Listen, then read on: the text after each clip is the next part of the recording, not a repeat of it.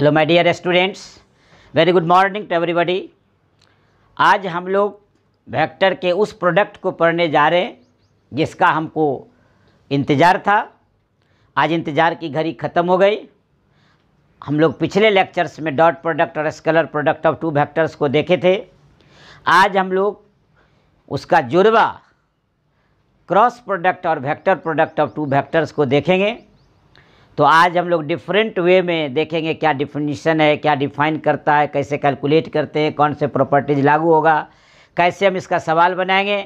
इस सारी बातों का जिक्र आज हम लोग डिस्कशन आज इस टॉपिक में करेंगे। टॉपिक का नाम है क्रॉस प्रोडक्ट और vector product of two vectors. तो लिखते हैं, स्टार्ट करते हैं हम लोग।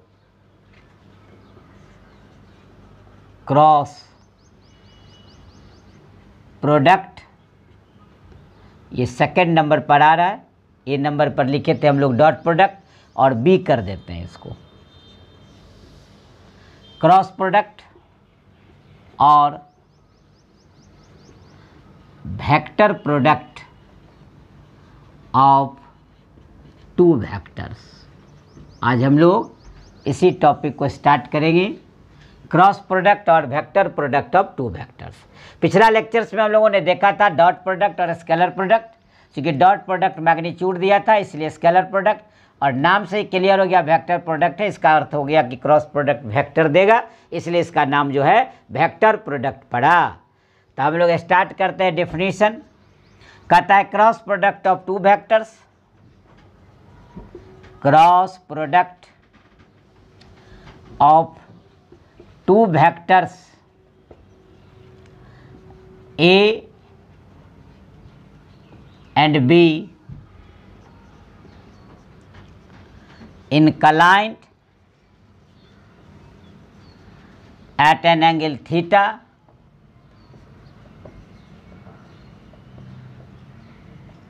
to each other। कहता है cross product of two vectors A and B inclined at an angle theta to each other is given by A cross B equal to AB sin theta unit vector n। इसका अर्थ ये हुआ, ध्यान देंगे आप, कि A और B दो vector है, इस दोनों का क्रॉस प्रोडक्ट जो है हम निकाल रहे हैं। तो वैसी स्थिति में AB sin theta unit vector n, यहाँ आपको दिखा रहा हूँ मैं कि ये आपका ए और बी दो वेक्टर है। ये वेक्टर ए और ये थीटा वेक्टर बी, यहाँ perpendicular to the plane containing, ये आपका हो गया यूनिट वेक्टर एन। देखिए क्लियर हो गया। आप यहाँ देखिए ए वेक्टर यहाँ लिखा हुआ है, बी वेक्टर यहाँ लिखा हुआ है, दोनों एक दूसरे के साथ थीटा एंगल से इंक्लाइंड है, और ये यूनिट वेक्टर एन जो डायरेक्शन का वैल्यू देगा, यही आपका फिगर शो कर दिया ए क्रॉस बी का। यहाँ लिख देता हूँ मैं तो ज़्यादा अच्छा रहेगा कि where A and B are the magnitude of vector A and vector B, theta is the angle between vector A and vector B or is a unit vector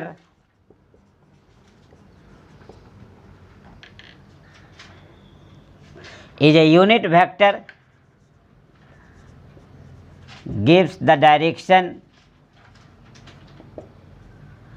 and perpendicular to plane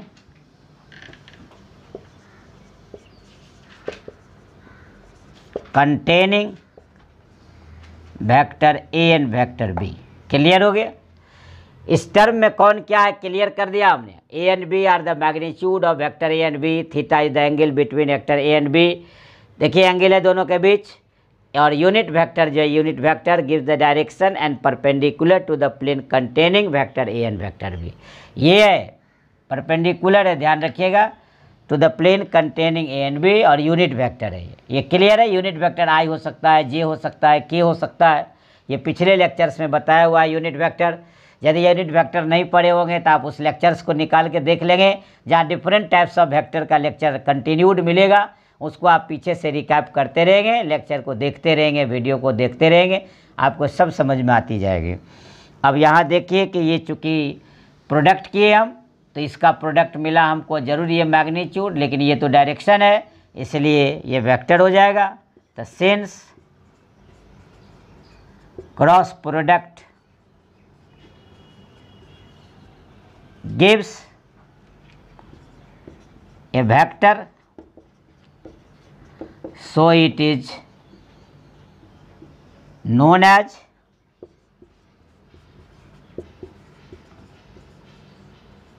vector product.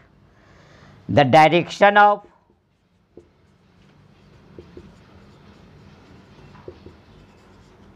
cross product, direction of cross product is determined by, direction of cross product is determined by right hand thumb rule or right hand screw rule. Right hand thumb rule or right hand screw, SCREW, screw rule. Clear है। Direction of cross product is determined by right hand thumb rule और right hand screw rule. देखते होंगे जब किसी page को आप खोलते या बंद करते हैं आप, तब परपेंडिकुलर देखिएगा आप उसके ऐसे दाएं या बाएं, clockwise anti clockwise, right to left, left to right आप घुमाते हैं, ऐसे ऐसे करके नहीं घुमाते हम लोग। ध्यान देते होंगे कि ये आपका यहाँ पर कोई पेच है, स्क्रू है, उसको खोलना है तो आप ऐसे घुमाते हैं। देखिए आप क्लॉकवाइज या एंटी क्लॉकवाइज, क्लॉकवाइज या एंटी क्लॉकवाइज, इस तरह से आप दिखाते हैं। Clockwise anti clockwise, clockwise anti clock, इस तरह से आप घुमाते जाते हैं, खुलते जाता है, इस तरह आप करते जाते हैं, बंद होते जाता है। ऐसा नहीं है कि ऐसे ऐसे हम लोग इसमें चाबी की तरह घुसा रहे हैं और घुमा रहे हैं, ऐसा स्क्रू नहीं होता। इसलिए कहा जाता है, देखिए कि the direction of cross product is determined by right hand thumb rule और राइट हैंड स्क्रू रूल। इसलिए कि ये पॉइंट्स द डायरेक्शन देखिए परपेंडिकुलर शो करता है, इसलिए परपेंडिकुलरली उसको हम लोग राइट और left, left to right, anti clock to clockwise और क्लॉकवाइज टू एंटी क्लॉकवाइज हम लोग घुमाते हैं। जो दोनों सेम चीज़ है, इसको हम लोग एक अलग से लिख दें तो आपको हो सकता है कि दिमाग में आ जाए, right hand thumb rule. Clear है। नामे से आप समझ में आ रहा होगा कि दाहिने हाथ की अंगूठा का नियम है ये। कहने का मतलब कहता है कर्ल द फोर फिंगर्स, ये जो आप चारों उंगलियां है इसको कर्ल कर लीजिए, मोड़ लीजिए, देख लीजिए मेरा हाथ, और ये चारों उंगलियां जो curl the fingers of your hand from A to B, then the thumb जो है ये पॉइंट्स द डायरेक्शन, यही जो है इरेक्ट थंब, यही डायरेक्शन को शो करेगा, किसका, तो क्रॉस प्रोडक्ट का। जो आपको ए क्रॉस बी आया, मान लेते हैं ए टू बी दिखाए आप, तो ए से बी, देखिए आप ए से बी, देखिए गौर से, तो ये जो आप देख रहे हैं ए से बी इस तरह से दिखा रहे हैं हम, कर्ल द फिंगर्स, और ये अंगूठा का दिशा, यही यदि उल्टा बी क्रॉस ए कर देगा तो नेगेटिव आ जाएगा, अंगूठा नीचे आ जाएगा, ध्यान रखिएगा। यदि यही उल्टा हो जाएगा तो ये नीचे की ओर दिखा देंगे। तो राइट हैंड थंब रूल के द्वारा देखिए, कहता है according to this rule curl the fingers of your right hand from vector A to vector B, then the erect thumb will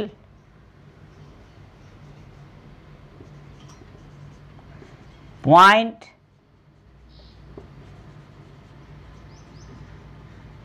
the direction of vector A cross B. Clear हो गया। यानी A cross B के direction को आपका अंगूठा जो अपनी दिशा को बताएगा। हम आपको बता दिए यहाँ कि यदि इस तरह का दिखाता है ए क्रॉस बी ऊपर की ओर, यदि यही फिगर हम उल्टा बना दें, मान लेते हैं ये है और ये बी क्रॉस है, इधर दिखा दें हम डायरेक्शन, देखिए ध्यान से आप, ये बी है और ये ए है, तो यहाँ हम लोग नीचे की ओर डायरेक्शन इसका शो हो जाएगा यूनिट वेक्टर एन, ध्यान दीजिएगा। तो ये नीचे दिखाएगा, ये बी क्रॉस ए रहेगा तब, याद है कि ए क्रॉस बी तब यूनिट वेक्टर एन इसके साथ दिखाएगा, और बी क्रॉस ए हो जाएगा तब minus A B sine theta unit vector N दिखाएगा। तो ये ध्यान देना है, मेरा कहने का मतलब ये इस फिगर का उल्टा है, ये कब, जब बी क्रॉस ए जाएंगे तब, और ये कब, जब ए क्रॉस बी आएगा तब, यानी इसी फिगर का ध्यान रखेंगे, ये इस फिगर का उल्टा ले आए हम। देखिए ए क्रॉस बी जब जा रहे हैं तो ऊपर की ओर दिखा रहा है, और बी क्रॉस ए जा रहे हैं तो नीचे की ओर दिखा रहा है। दोनों फिगर दो बार नहीं बनाए हम, एक फिगर यहाँ एक फिगर यहाँ, दोनों आपका विजिबल है, इसलिए दोनों को साथ लेकर चलिएगा आप। इसलिए हमेशा बोला जाता है ए क्रॉस बी और B cross A anti commutative है, जो अभी हम आपको प्रॉपर्टीज में लिखेंगे तो आप देखेंगे। इस तरह डिफिनीशन था ये, आपको ध्यान रखना ए क्रॉस बी बराबर A B sine theta unit vector N. तो ध्यान रखिएगा ए क्रॉस बी का मैग्नीट्यूड यदि केवल पूछे तो ए बी साइन थीटा, ये डायरेक्शन है, ये मैग्नीट्यूड है, और डायरेक्शन और मैग्नीट्यूड दोनों होगा तो वेक्टर क्वांटिटी होगा, इसको आप ध्यान रखेंगे। इस तरह आपने देख लिया कि क्रॉस प्रोडक्ट की परिभाषा डिफिनीशन आ गया। अब हम लोग इसके मेन प्रॉपर्टीज को जान लें, तब आगे न्यूमेरिकल बनाने में काफ़ी सुविधा होगी। वेक्टर्स जान है, हमने शुरू दिन ही बताया, स्पाइनल कॉर्ड है फिजिक्स का, ये मैकेनिक्स के लिए स्पाइनल कॉर्ड का काम करेगा। पूरे फिजिक्स को मेरुदंड की तरह सीधा रखने में इसका अहम भूमिका है, इसलिए अब इसको चाह करके भी नहीं छोड़ सकते, ये आपके साया की तरह पीछे पीछे साथ चलेगा जब तक फिजिक्स की चर्चा आप साथ में करते रहेंगे। अब देखिए मेन प्रॉपर्टीज हम लिख रहे हैं, ध्यान से देखेंगे। Main properties of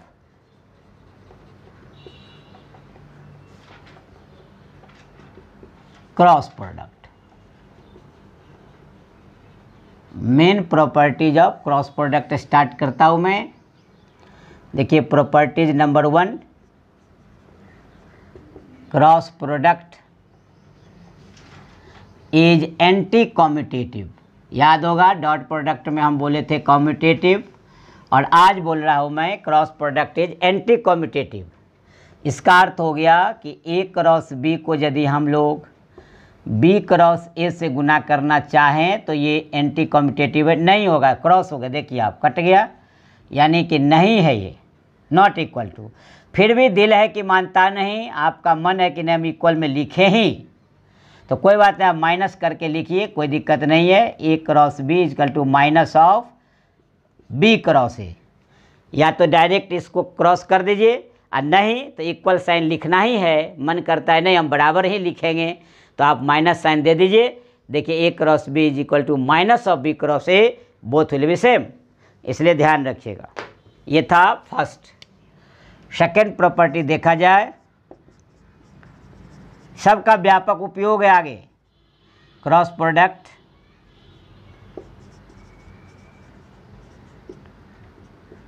is distributive, distributive, ये दैट इज हो गया, ध्यान दीजिएगा, A cross B plus C is equal to A cross B अब प्लस ए क्रॉस सी। देखिए क्लियर हो गया।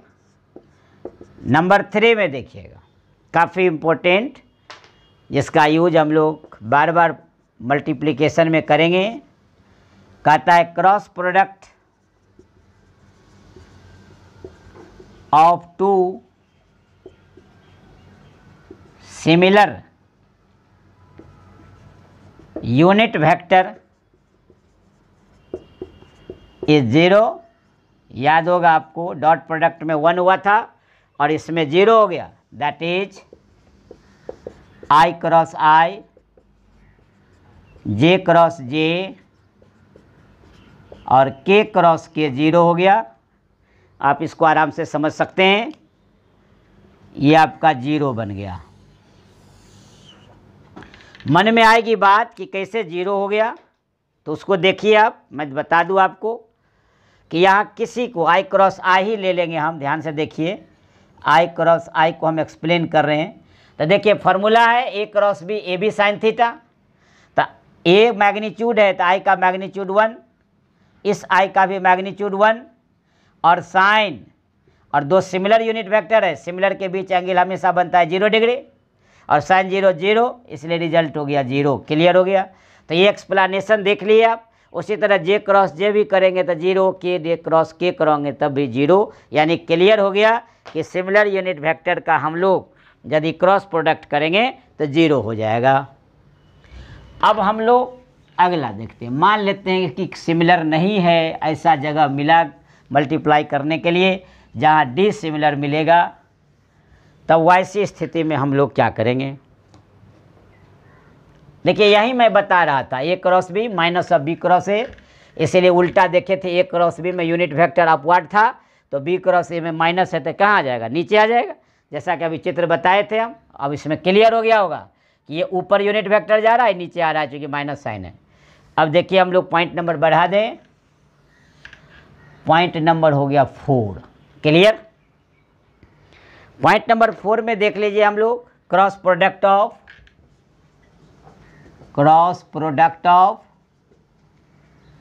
ध्यान से देखिएगा, cross product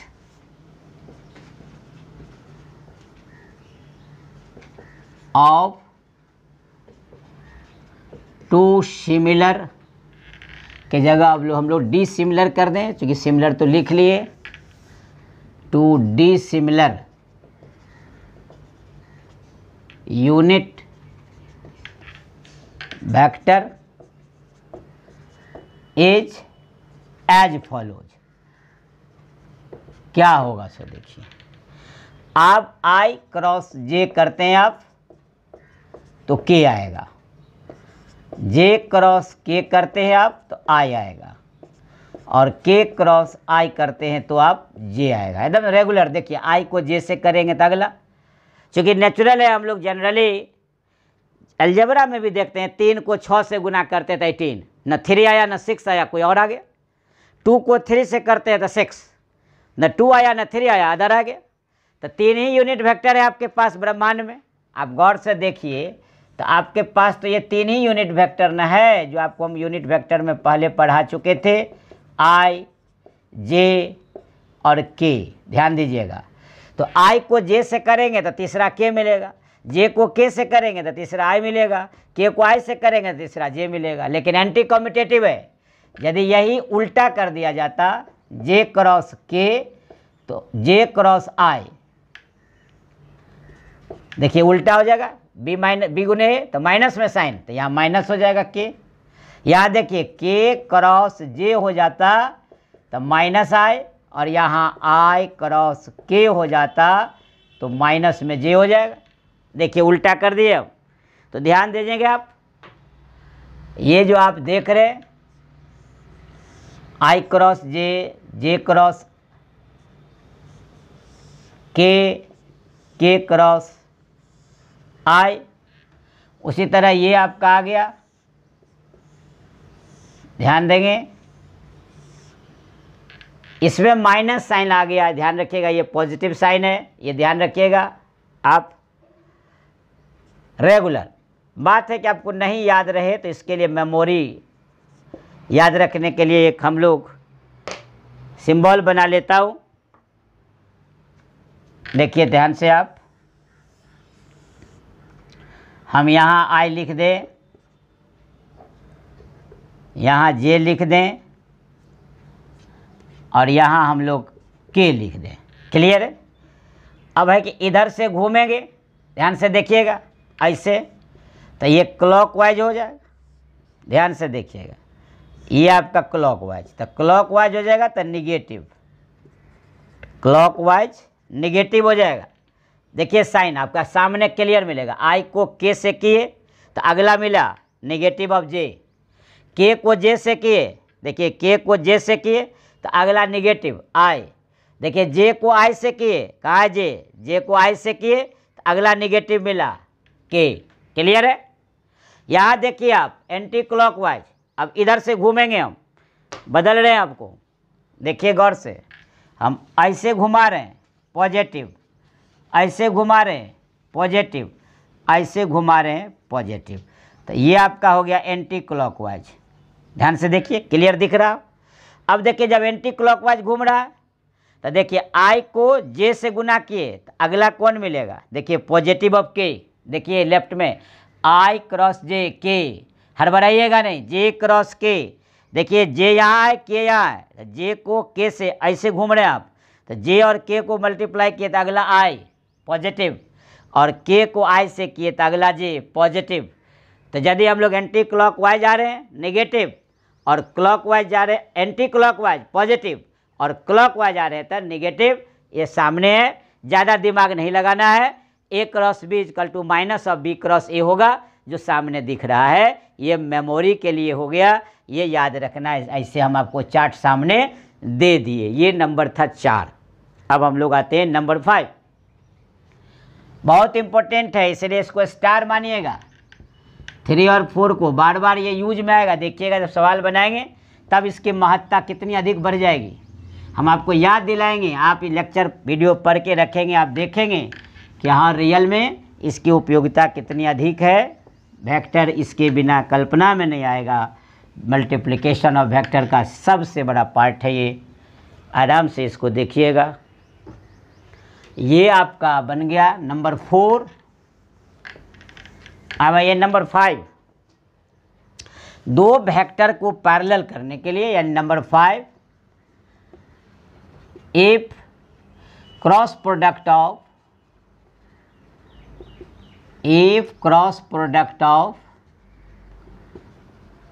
2 vectors is 0, then they are parallel to each other. Parallel to each other, that is, if A cross B is equal to 0, then A parallel to B। यानी जहाँ कहीं भी आपको प्रूफ करना रहे कि ये पैरेलल है, तो ध्यान रखेंगे हम लोग क्रॉस प्रोडक्ट निकाल देंगे, और यदि मेरा 0 आ जाता है तो समझ जाएंगे कि पैरेलल है। आपको डॉट प्रोडक्ट में बताए थे जब परपेंडिकुलर होगा तब जा कर के डॉट प्रोडक्ट 0 होगा, और इसमें पैरेलल है, इसका मतलब क्रॉस प्रोडक्ट 0 होगा। ध्यान देना है, दोनों बहुत सिमिलर जा रहा है, कुछ इसमें कुछ उसमें। अब देखिए 6 नंबर, यदि आपको एरिया निकालना है, देखिएगा आप कि if 2 vectors be represented by the adjacent side of parallelogram, देखिए 2 vectors be represented by the adjacent side of parallelogram, then magnitude of their cross product will give area of parallelogram. जैसे एक parallelogram को खींच दीजिए, देखिए regular side है, ध्यान दीजिए, ये ए मान लिए और ये बी मान लिए। आप इधर से एक पैरेललोग्राम बना दिए, ये इसका हाइट हो गया एच, देखिए ए क्रॉस बी हम थीटा दिखा दें। अब देखिए ये आपको पैरेललोग्राम बन गया, इसका मतलब area of parallelogram, A cross B निकाल लेंगे और इसका मैग्नीट्यूड कर देंगे।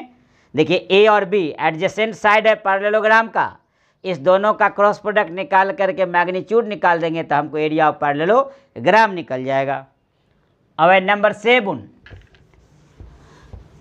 किसी ट्रायंगल का एरिया यदि निकालना होगा तो कुछ नहीं, पैरेललोग्राम का जितना निकला उसको आधा कर देंगे, क्योंकि 2 भाग में बांट देगा तो ट्रायंगल बन जाएगा। इसलिए half of their magnitude of cross product जो है वो आपको देगा ट्रायंगल का एरिया। अब जैसे देखिए 7 नंबर पॉइंट में आ गए हम लोग। If 2 vectors be represented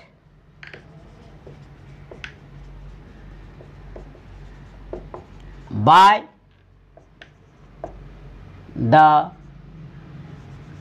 two sides of a triangle, then half of magnitude of their cross product will give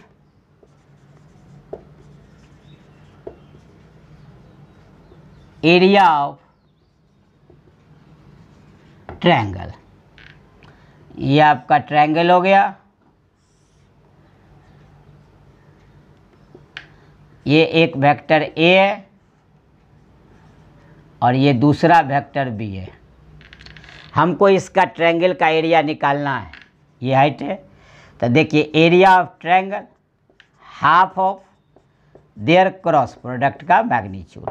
आराम से निकालिए, ए क्रॉस बी निकाल लेंगे, उसको मैग्नीट्यूड करके आधा कर देंगे तो एरिया ऑफ ट्रायंगल निकल जाएगा। इस तरह आपने पॉइंट देख लिया। अब हम लोग आएंगे लास्ट पॉइंट रेक्टेंगुलर कंपोनेंट्स में। आराम से देखिए, पॉइंट नंबर 8 में आते हैं हम लोग। क्रॉस प्रोडक्ट निकालते हैं हम लोग in terms of rectangular components, यानी cross product of two vectors in rectangular components. दो वेक्टर्स का हम लोग रेक्टेंगुलर कंपोनेंट में क्या निकालते हैं? Cross product. जैसे let vector A X I A Y J A Z K and vector B X I B Y J और बी जेड के। अब ए को या तो बी से क्रॉस करना है या बी को ए से क्रॉस करना है। तो गौर से देखिए कि 3 टर्म्स ए में है, 3 टर्म्स बी में है, दोनों को मल्टीप्लाई करेंगे 9 टर्म्स आएंगे। उसमें सिमिलर जहाँ आएगा वो 0 हो जाएगा, डिसिमिलर जहाँ आएगा वो छोड़कर तीसरा नंबर आ जाएगा। उसका उपयोग करेंगे 3 और 4 का, तो वैसी स्थिति में आपका ये क्लियर हो जाएगा। मल्टीप्लिकेशन आप ध्यान से देखेंगे, पहले तो जनरल मेथड आपको सीखना पड़ेगा। तो देखिए यहाँ ए क्रॉस बी। नाउ अब ए क्रॉस बी निकालते हैं। देखिए ए एक्स इधर से सबको, तो A X B X I cross I A X B I B Y I cross J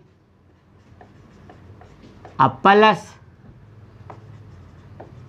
A X B Z I cross K. A x से तीनों को किए हैं, ध्यान से देखिएगा। प्लस ए एक्स से हो गया, अब ए Y B X J cross I A Y B Y J cross J A Y B Z J cross के प्लस अब ए जेड से शुरू कीजिए। ए जेड बी एक्स के cross I A Z B Y के cross J A Z B Z के cross के। 9 terms आ गया होगा सामने। देखिए सिमिलर टर्म यहाँ है, ध्यान दीजिएगा, और सिमिलर टर्म यहाँ है, सिमिलर टर्म्स यहाँ है। तो ये 0 ये 0 ये 0 बताए थे प्रॉपर्टीज नंबर 3 में। तो 3 टर्म को गायब कर दीजिए, बाकी बचा 6 टर्म। उस 6 टर्म को लिखा जाए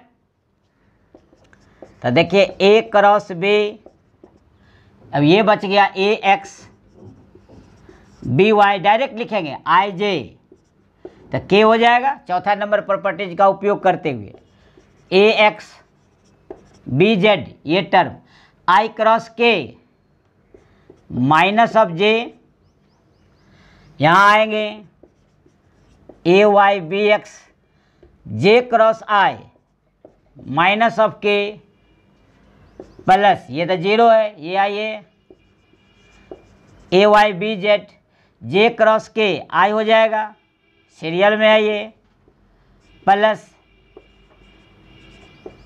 ए जेड बी एक्स फिर के क्रॉस आई जे हो जाएगा और plus A Z B Y minus I हो जाएगा, ये तो जीरो हो जाएगा। देखिए 1 2 3 4 5 6 टर्म आ गया, 2 बार आई 2 बार जे 2 बार के कॉमन कर लेंगे। देखिए यहाँ आई यहाँ माइनस आई, इसको पहले लिखिए सजाते हुए A Y B Z A Z B Y I. अब जे वाला टर्म यहाँ है पॉजिटिव, तो A Z B X minus A X B Z J और के यहाँ है A X B Y plus A Y minus हो जाएगा क्योंकि यहाँ माइनस है, minus A Y B X और देखिए ये के हो जाएगा।